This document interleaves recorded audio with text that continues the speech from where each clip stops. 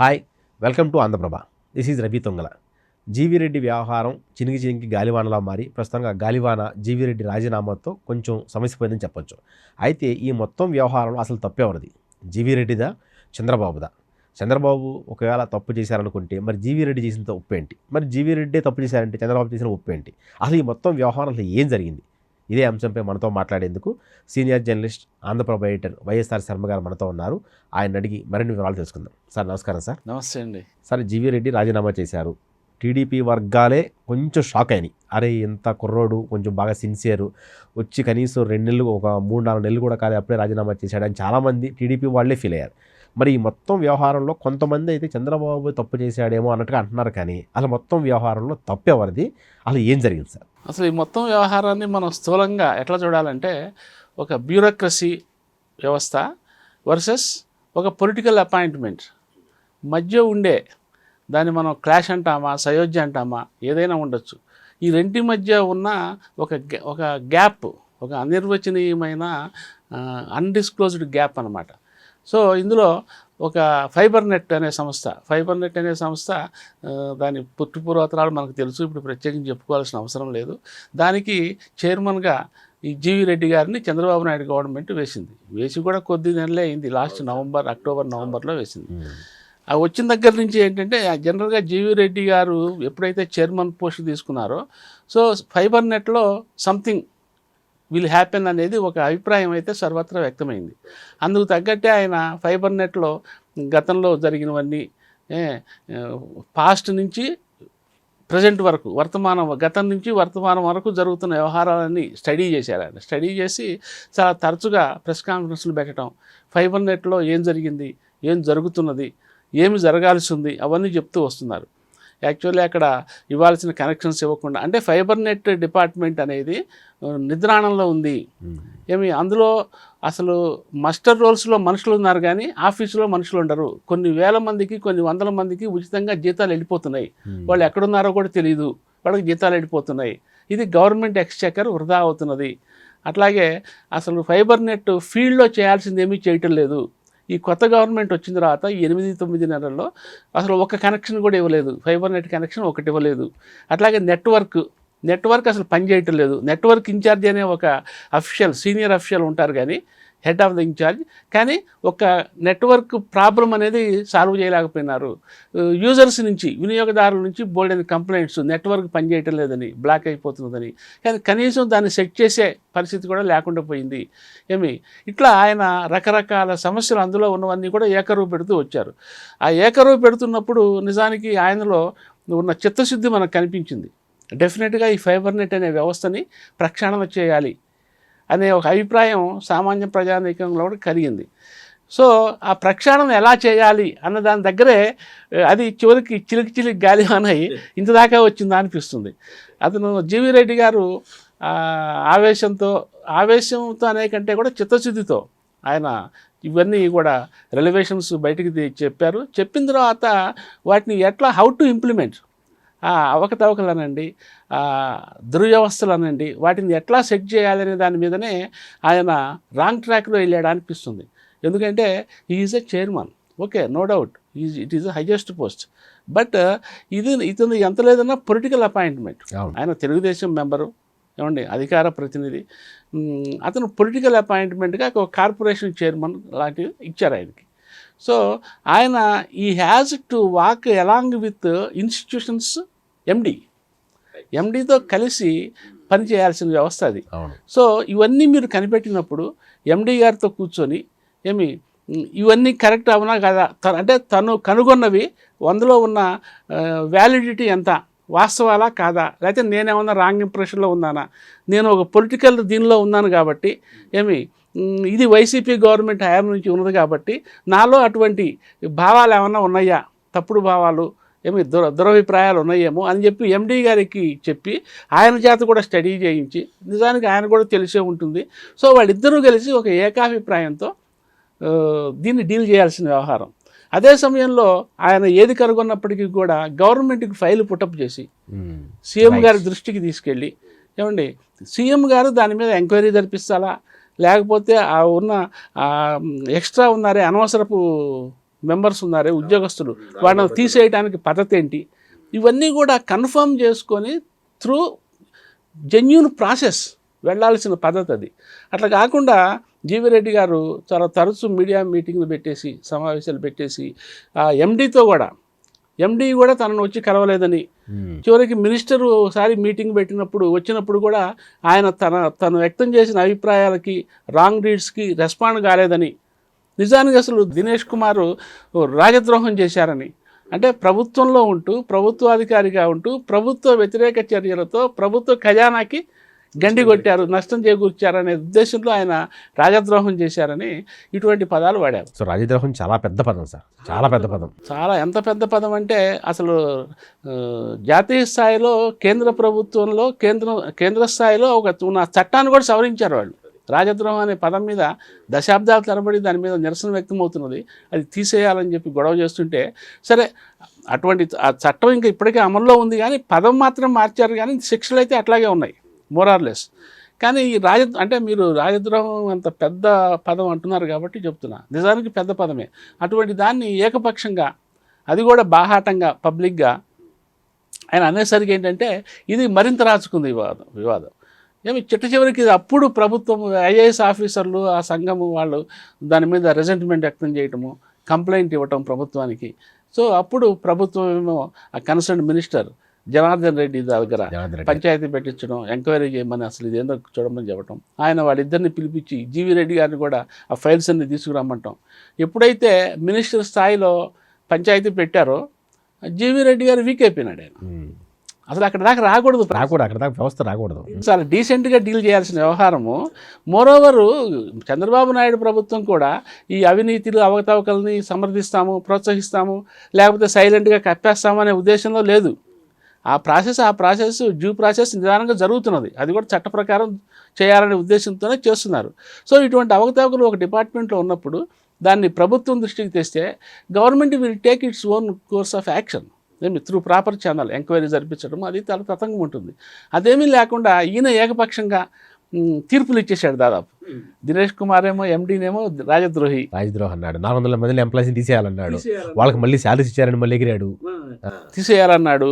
Plus అవి ఒక ముగ్గురిని ఆ హైయెస్ట్ పొజిషన్స్లో ఉన్న, ఒకటి ఆ నెట్వర్క్ ఇన్ఛార్జ్ ఒక ఆయన, అట్లాగే ఒక ఈడీ ఒక ఆయన స్థాయి అఫీషియల్, ఇట్లా ముగ్గురు పేర్లు చెప్పేసి ఓపెన్గానే పేర్లు చెప్పి వాళ్ళని ఈ రోజు నుంచి అసలు వాళ్ళు కనపడటానికి వీల్లేదు, ఈ చుట్టుపక్కల కనపడటానికి వీల్లేదు, కాదు ఒక నెల నోటీస్ ఇవ్వండి, నెల తర్వాత వాళ్ళని టెర్మినేట్ చేసేయండి అని చెప్పాడు. సో రాజకీయ వ్యవస్థ ఉన్నట్టు ఫీల్ అయ్యాడు. ఇటువంటి ఏకపక్ష నిర్ణయాలు ఇవన్నీ కూడా ప్రభుత్వం నుంచి రావాల్సిన నిర్ణయాలు ఒక చైర్మన్గా ఆయన చేయటంతో ఏంటంటే ప్రభుత్వానికి ఇరకాటమైన పరిస్థితి.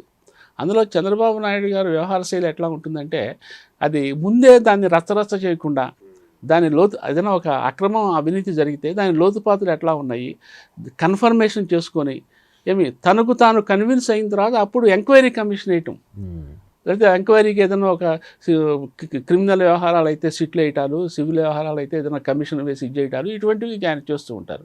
సో అటువంటిది అసలు ఆయన ప్రమేయం లేకుండా, ఆయన దగ్గరికే రాకుండా ఇష్యూ ఇంత జరిగిపోతుంటే గవర్నమెంట్కి చాలా ఎంబారాసింగ్ సిచ్యుయేషన్. అందులో బ్యూరోక్రసీతో వ్యవహారము. ఇప్పటికే తెలుగుదేశం గవర్నమెంట్ మీద తెలుగుదేశం శ్రేణుల్లోనే ఒక రకమైన అసంతృప్తి. ఏది వైసీపీ ప్రభుత్వ హయాంలో ఉన్న అధికారులు కంటిన్యూ చేస్తున్నారు, వాళ్ళతోనే పని చేయించుకుంటున్నారు, బెనిఫిట్స్ అన్ని వాళ్ళకే వెళ్తున్నాయి, ఇంకా చాలా చోట్ల వాళ్ళకే అగ్రతాంబూలం ఇస్తున్నారని ఇటువంటి రకరకాల విమర్శలు వస్తున్న నేపథ్యంలో ఆ బ్యూరోక్రసీనే ఎదురు తిరిగితే ఏంటి పరిస్థితి? ఇది చంద్రబాబు నాయుడు గారు అయితే బీయింగ్ సీఎం డెఫినెట్లీ ఆయన ఆలోచించాల్సిన విధంగానే ఆలోచించారు. అయితే ఇక తర్వాత జీవి రెడ్డి గారిని పిలిచిన తర్వాత మాట్లాడటం జరిగింది. సో మాట్లాడినప్పుడు వాళ్ళిద్దరి మధ్య కాన్వర్సేషన్ ఏం జరిగింది అనేది ఒక ఇది. సో ఆయన న్యాచురల్గానే అఫెండ్ అయ్యి తప్పు పట్టారని, నువ్వు చేసింది తప్పు అన్నట్టుగా ఆయన మాట్లాడారని, సో ఈసారి ఇటువంటి తప్పు జరిగితే మాత్రం చర్యలు ఉంటాయి, తీవ్ర స్థాయిలో చర్యలు ఉంటాయని హెచ్చరించారని మనం మీడియాలో చూసాం. సో ఒకవేళ ఆయన అట్లా హెచ్చరించలేదా అనేది పక్కన పెడితే, ఆయనైతే ఓపెన్గా ఏమీ ప్రెస్ నోట్ ఇవ్వలేదు, ఆయన అంతటా ఆయన చెప్పలేదు, దీని మీద రియాక్ట్ అవ్వాలి సీఎం గారు. కాబట్టి వాటినేమి మనం పెద్దగా గమనంలోకి తీసుకోవాల్సిన ఇష్యూస్ కాదు.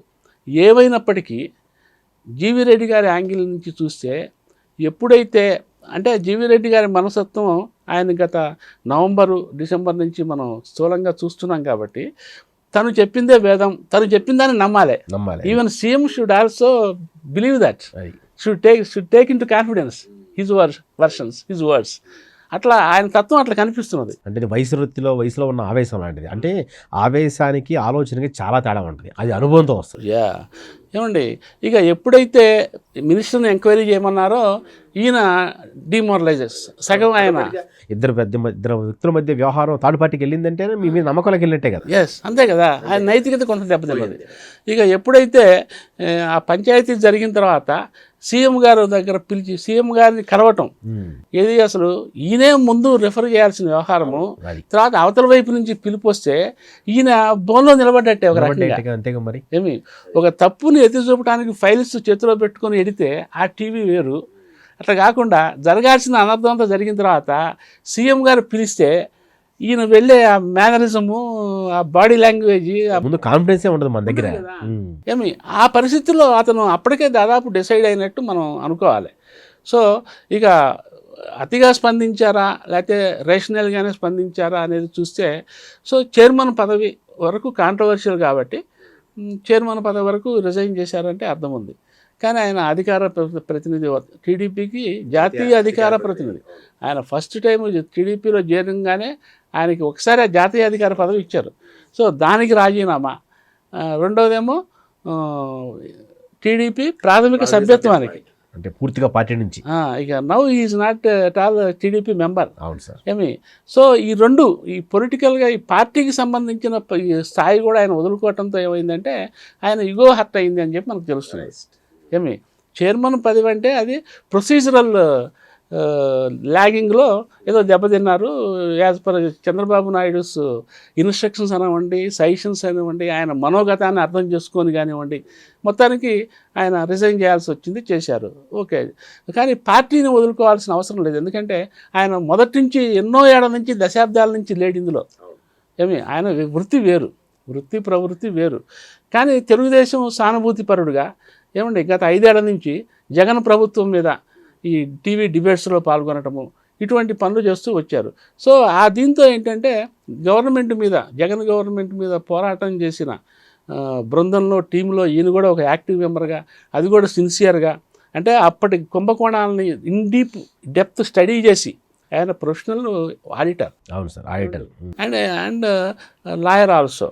సో ఆ దీంతో ఏంటంటే ఇన్డెప్త్ స్టడీ చేయటము, ఆయనకి సహజంగా వెనతో పెట్టిన విద్య ఉంటుంది. అవి చేసి వాళ్ళ వైఎస్ జగన్మోహన్ రెడ్డి గవర్నమెంట్లో జరిగిన అవకతవకల్ని, బండారాన్ని బయట పెట్టడంలో ఆయన టీడీపీ దృష్టిని ఆకర్షించాడు. సో అందులో భాగంగా ఆయన టీడీపీలో చేర్చుకున్నారు. ఒకసారి జాతీయ అధికార ప్రతినిధి పదవి ఇచ్చారు, ఏమండి ప్రాథమిక సభ్యత్వం ఇచ్చారు. సో ఈ రెండింటిని ఆయన కనుక ఉంచుకొని ఉంటే ఇక తర్వాత మళ్ళీ ఎలా ఉండేది ఏంటనేది అది తర్వాత విషయం. ఎందుకంటే ఈ చాప్టర్ క్లోజ్ అయిపోతే, ఈ గవర్నమెంట్ అడ్మినిస్ట్రేటివ్ చాప్టర్ క్లోజ్ అయిపోతే ఇది ప్యూర్లీ పొలిటికల్ పార్టీ వ్యవహారం కాబట్టి ఈ విల్ బి ఫ్రీ, పార్టీలో ఫ్రీగా ఉండొచ్చు. తర్వాత మళ్ళీ ఏదైనా అవకాశం వస్తే మళ్ళీ ఏదైనా కావచ్చు కూడా. అవును, అవకాశం ఉంది. పార్టీలో కూడా ఏదైనా పదవి రావచ్చు, అది అంటే అవకాశం ఉంది, ఆప్షన్స్ ఓపెన్. కానీ చంద్రబాబు నాయుడు గారు ఈ క్రైసిస్లో తనకి సపోర్ట్ చేయలేదు, మోరల్గా తన వైపు లేరు అన్న ఏకైక ఉద్దేశంతో ఆయన ఇగో హర్ట్ అయిపోయి మొత్తం టోటల్గా డిటాచ్ అయిపోయినారు. పార్టీతో, ప్రభుత్వంతో కూడా టోటల్గా డిటాచ్ అయిపోయినారు. సో ఈ నేపథ్యంలో ఏంటంటే చంద్రబాబు నాయుడు గారు కూడా, మీరు ఇందాక అన్నారు ఆయన కూడా తొందరపడ్డారా అని. అంటే ఆయన తొందరపడటం అనే కంటే కూడా ఫైబర్ నెట్ చైర్మన్గా జీవీ రెడ్డి గారికి ఉండే లిమిటేషన్స్ కన్నా ఏమండి ఒక సీఎంగా ఆయనకుండే లిమిటేషన్స్ చాలా ఎక్కువ, రైట్, చాలా సెన్సిటివ్గా ఉంటాయి. సో ఆయన ఒక జీవీ రెడ్డి ఇష్యూ లాగా చూడకూడదు దాన్ని. అది ఓవరాల్ ఒక బ్యూరోక్రసీ, అడ్మినిస్ట్రేషన్, ఏమండి ఒక పొలిటికల్ పోస్ట్ వర్సెస్ ఒక బ్యూరోక్రాటిక్ పోస్ట్ మధ్యలో ఉండే ఈ అడ్మినిస్ట్రేటివ్ సిస్టమ్ ఉందే, దాన్ని దృష్టిలో పెట్టుకొని ఆయన వ్యవహరించాల్సి ఉంటుంది. సో ఈ ఇష్యూలో కనుక జీవీ రెడ్డి గారిని సపోర్ట్ చేస్తే ఆయన ఇంకా చాలామందికి కార్పొరేషన్ చైర్మన్లు ఇచ్చారు, పొలిటికల్ పోస్టులు ఇచ్చారు. మరి వాళ్ళందరూ కూడా వాళ్ళు రేపొద్దున వాళ్ళు కూడా మాట్లాడతారు కదా మళ్ళీ. ఆ సమస్య ఎండిఓతో మాట్లాడచ్చు, ఆ సమస్యలో గతంలో జరిగిన అవకతవకల గురించి ఓపెన్గా మాట్లాడచ్చు, ప్రెస్ మీట్లు పెట్టచ్చు, ఓపెన్గా మాట్లాడి ప్రెస్ మీట్లు పెట్టచ్చు, ఏవైనా చేయొచ్చు. ఇది ఒక రకంగా ఇండిసిప్లిన్ కిందకు వస్తుంది, ఒక కేయాస్ వాతావరణం సృష్టించే అవకాశం ఉంటుంది. సో దీన్ని కనుక ఇక్కడతో కట్ చేయకపోతే ఏమవుతుందంటే ప్రభుత్వానికి ఇది ఒక మేజర్ అలవిగారి వ్యవహారం లాగా తయారయ్యే అవకాశం ఉంటుంది. సో అందువల్ల ఏంటంటే Chandrababu Naidu with in his framework of limitations ఆయన సరైన చర్య తీసుకున్నారు. ఆయన కూడా జీవీ రెడ్డి గారిని అలర్ట్ చేశాడు, మందలించాడు. తనకంటే వయసులో చాలా చిన్న, పైగా ఇటువంటి పోస్టులో is the utmost junior. First time ఈ పోస్ట్ ఆయన చేయటము, అది కూడా కొద్ది నెలల అనుభవం, దశాబ్దాల అనుభవం ఏమీ లేదు.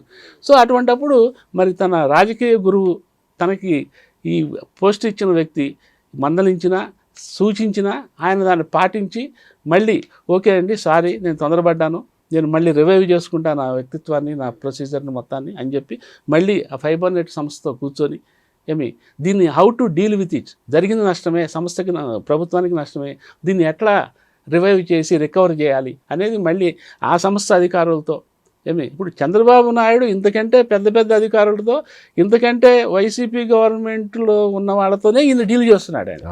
మరి ఆయన రోజు చక్కగా సమీక్షలు, గంటలు సమీక్షలు చేస్తున్నారు.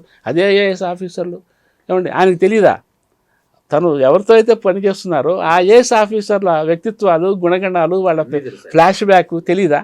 కానీ ఉన్నది వాళ్లే. నచ్చని వ్యక్తులు కళ్ళ ముందు కనిపిస్తారు కానీ నచ్చినట్టుగా మాట్లాడాలి. అది ఈ వ్యవస్థలో తప్పదు. ఇదంతా వ్యక్తిగతం కాదు కదా.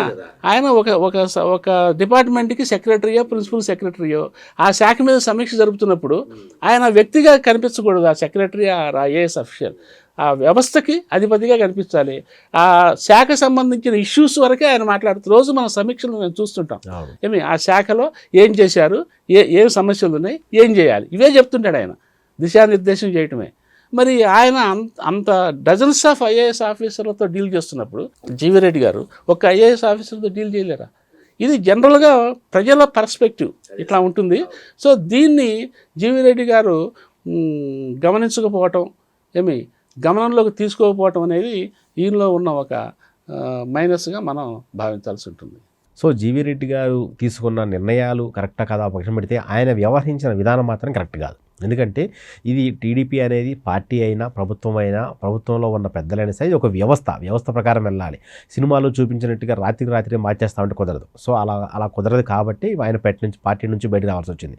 సో ఈ వ్యవహారంలో ఓవరాల్గా చంద్రబాబు గారు చేసింది ముమ్మాటికి చట్టబద్ధమైంది, న్యాయమైంది. Thank you.